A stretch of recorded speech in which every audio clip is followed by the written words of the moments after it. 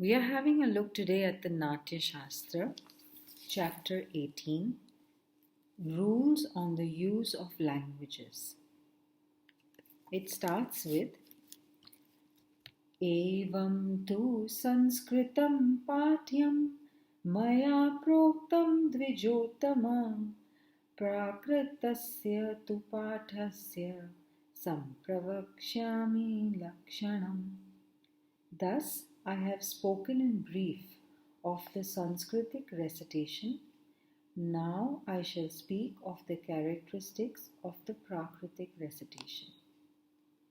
The former, which is Sanskrit, when changed and devoid of the quality of polish, is called the Prakritic recitation, and it has its chief feature changes due to different conditions. Now let's have a look first at what Abhinav Guptji comments on the Shloka of Bharat Muni. First, Abhinav Guptji explains what recitation or pathya means. He says, जो पाठ विशेष के योग्य है अथवा प्रयत्न पूर्वक पढ़े जाने योग्य हो अथवा विशेष रूप से पढ़ने योग्य हो अथवा आंतरिक वृत्तियों के कारण जो पढ़ा जा सके अथवा आचार्य के द्वारा प्रयत्न पूर्वक जो पठनीय हो वह पाठ्य है. Then he goes on to explain what he wants to define as Prakrit. Sanskrit भाषा ही संस्कार के गुणों से रहित होने के कारण प्राकृत है, क्योंकि प्राकृत संस्कार रहित प्रकृति से आई है. प्रकृति स्वभाव से ही जो भाषा आती हो उसे प्राकृत कहते हैं, अर्थात व्याकरण आदि के द्वारा संस्कार की गई भाषा संस्कृत है. Now we're going to have a detailed look at a few shlokas in chapter 18, which describe the characteristics of Prakritic recitation. To make it easier, I've taken a verse from the Gaha Sattasai or Gaha Sattasai, as it's called in Prakrit. This is a Manglacharan verse and is written in Maharashtri Prakrit. This work is between 1st century to 6th century, depending on which scholar you're asking. But Maharashtra Prakrit has been in use for over 1,000 years, and it was even used by Kalidasa, the great dramatist, in his Sanskrit plays.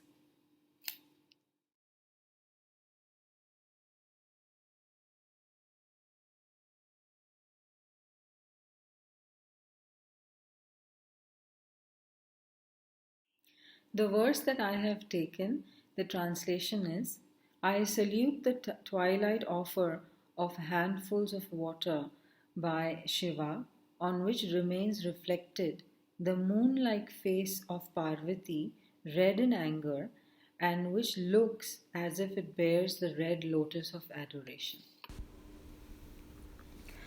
First, we'll have a look at Shloka number 3. It says, in connection with the dramatic representation, Prakritic recitation is of 3 kinds. First one, with the same words as in Sanskrit, and it's called Saman Shabd. Now, Shloka number 4, a sentence containing words like Kamal, Amal, Renu, Tarang, Salila are used in the Prakritic composition in the same manner as in Sanskrit. So now if we look at this Manglacharan verse, the word Salil Anjalim is the same in Sanskrit as well as in Prakrit. Now let's have a look at Shloka number 5. Sounds which change their combined form or vowels or sustain loss, and often in the middle of a word are corrupt or vibhrishta. The meaning of this rule seems to be that all these sounds disappear in Prakrit. Now, if we have a look at the example verse, we can see that the Sanskrit word Pashupate has been changed in Prakrit to Pasuvairam. The word Mukhachandram has been changed in Prakrit to Muhaandam, and the word Sandhya has been changed in Prakrit to Sanjha. Now going on to Shloka number 7, it says Ta is dropped. And indeed, if we look at the example verse, Ta in the word Pratima is dropped and it changes to Padima. Kha is dropped and it becomes Ha. And in the verse we can see Mukha becomes Muha. Then Shloka number 9, Kha becomes Ha always in the case of the word Mukha. And indeed, in this verse as well, Mukha changes to Muha. Shloka number 13, Na becomes Ra. The word Namat in this verse becomes Ramaha. I will now present a Kathak performance on the Manglacharan verse of Gaha Sattasai.